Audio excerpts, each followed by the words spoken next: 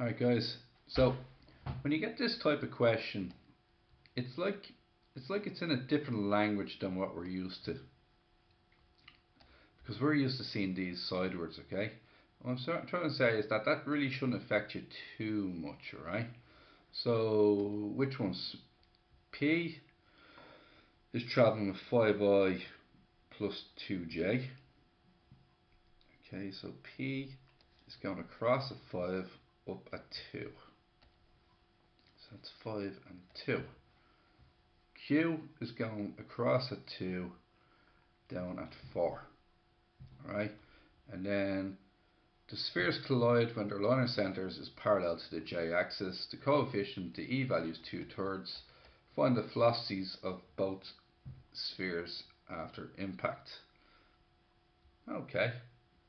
Now, if you really want, and some of you will want this, is you can almost, for me, I'm just not used to looking at it like that, and nor do I want to look at it like that. So what I would do is I'd go down here and I essentially turn the paper around. I know it sounds stupid, but this is essentially what I'd be doing right now. I'm just going to grab this and I'm going to say, no bother pal, you're going this way. Alright, and then I'll fix it at the end. I can turn it back around at the end if I really want to. Alright, so just remember that my X and Y values are slightly turned around now, okay? Is what we're getting here. So, we'll start with the principle of conservation of momentum, which is, and then after the collision, remember the velocities going downwards are maintained. This one's going up at 2. So after the collision, it's still going across at 2, but now you're going to have a new value v1, and this one here will still be going across at 5, but there'll be a new value v2. I don't know if v1 or v2 are going upwards or downwards. Okay, simply do not know that, but the maths will tell me which one they're doing. Okay, so now that I'm sort of seeing it through my regular vision here, what I'm sort of saying is that, okay, no bother, you're v1 and you're the J, you're unaffected. The 2 is unaffected by the collision because it takes place along the line of centres.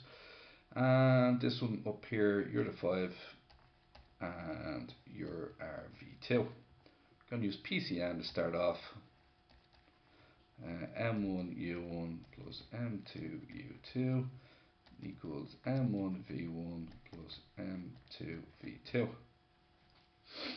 This is all the fun. 7 kilos. So 7 times 4 plus 3 times 2. Now, sort of to get there is that the 2 is going in the opposite direction, 2 is coming towards it. So for me that's minus 2. Okay, and that will equal M1, so 7 times V1 plus 3 times V2. And for me that's 28 take away 6, which is 22. So 7v1 plus 3v2, 7v1 plus 3v2 equals 22. Next thing you're going to do is go for NEL, which is over here. Newton's experimental law, which is your v1 minus your v2 equals minus E into u1 minus u2. So E is 2/3, so minus 2/3. That's v1 minus v2, and we're going to multiply u1. So u1 is 4. This one is minus 2, so it's going to be minus 2, which is plus 2. And lucky for me, I'm going to get v1 minus v2. That's going to be a 6. 6 divided by 3 is 2, so it's going to be minus 4. v1 minus v2 is minus 4. I'm going to multiply I need to find the velocities of both spheres after collision. Okay, so I need v1 and v2. So I'm going to multiply this by 3. I'm going to get 3v1 minus 3v2 equals minus 12. I'm going to get 10v1 equals 10. v1 equals 1. Now, if v1 equals 1, this means that 7 plus 3v2 equals 22. v2 equals 3v2 equals 15, and v2 will equal 5. Okay? So let's think about what we just did there, right? So this is 5 and 2, and this one here, oh sorry, whoop. This is 1 and 2, and this one here, excuse me, is 5 and 5. Okay, now I'm just going to rub away all this nonsense for a minute. I'm going to grab this here, like so, using my mouse pointer here. I'm going to group it. Now, like I did earlier, I grabbed this and I turned it anti-clockwise this direction. So I'm going to rotate it 90 degrees clockwise. So I'm going to grab this here, rotate it 90 degrees clockwise. Alright, so this is down one across 2. So that is going to be 2i minus j, because that's going downwards at 1. And then this one here is 5 across 5 down, which is 5i minus 5j. Yeah. Happy days. So both those answers are correct. What are they called? VP and VQ. So you can do them in the normal manner and just convert them backwards later on. To the nearest degree, find the angle through which the direction of motion of P is deflected by the collision. Okay, so let's find out how P is deflected by the collision. Now once again, I only have to find the angle, so I can go back to where I was earlier. Okay, now if we continue P out the other end like so, and this is the direction of what's it, 4 across 2 up, and we can call that angle A.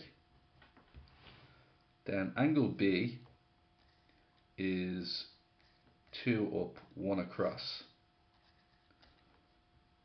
So it's going to be angle A, and then your deflection is, we're anticipating that angle B is bigger. So angle B is bigger than angle A. So the angle of deflection is B minus A. So tan B equals 2 over 1. That'll give me my answer for that. Tan A is 2 over 4. So B minus A is simply find the angles, which is going to be tan inverse 2, take away tan inverse 2 over 4. Lob that into the calculator. Tan inverse 2, take away tan inverse 0.5. I'm going to get 36.87.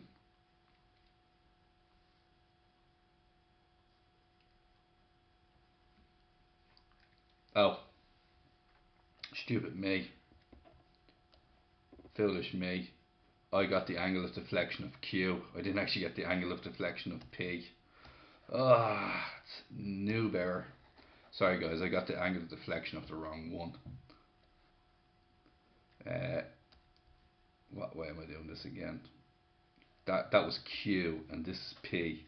So I'm actually looking to sort out what P is doing, believe it or not. Okay, so get rid of that. Let's try this again. So we're talking about P. Alright, and P is 2 across 5 up. So, excuse me gents. So we're going to do P. P is like this.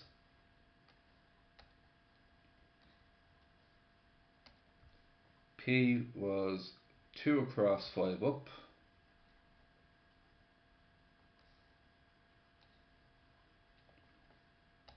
So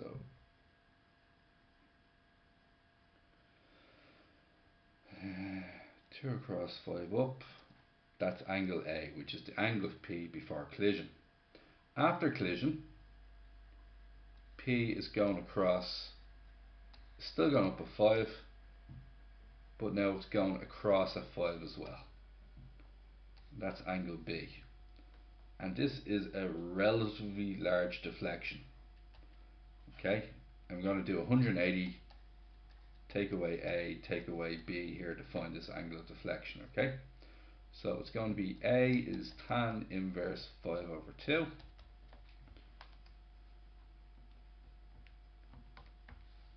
Which is 68.19. So that is 68.19 for that.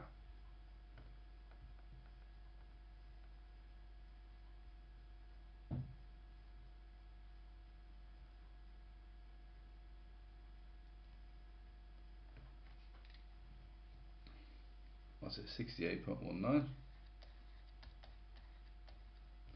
B is tan inverse 5 over 5, which we all know is 45 degrees. The angle in between them is 180 minus 68.19, take away 45. So let's hope it works out. 180 minus 68.19 minus 45.